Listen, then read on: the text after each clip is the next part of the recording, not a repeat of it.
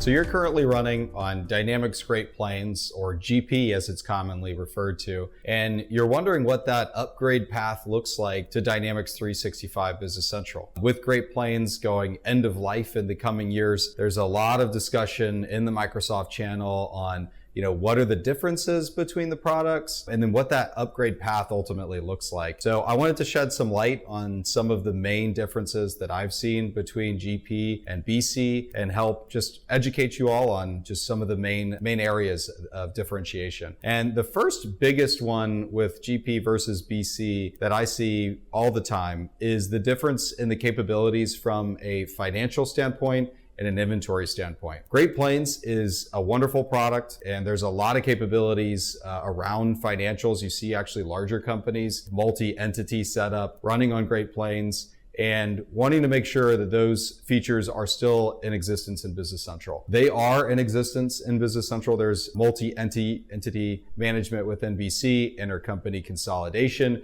with business units, but there are a couple features that in GP you are going to have, and in Business Central you won't when it comes to intercompany and multi-entity management. But for the vast majority of them, they are going to be about a 95% match. But at the same time, on the Business Central side, you have a lot more capabilities when it comes to inventory management with warehousing or with manufacturing, as well as with project management too. So there's a lot more capabilities kind of across the supply chain, versus Great Plains is really specializing in the financial management side or the accounting system side of the ERP. So those are really the main differences that we see in terms of the capabilities. The other two main differences, it comes around the deployment model, where you're able to have on-premise with Great Plains, but not in the cloud. Business Central is both available on-prem and in the cloud. So you have that change in regards to the licensing model. Eventually, Business Central on-premise is going to be deprecated and the only thing remaining will be the cloud. So with on-premise purchasing, you're going to have that upfront fixed fee cost that you're going to incur, and then the renewal on maintenance.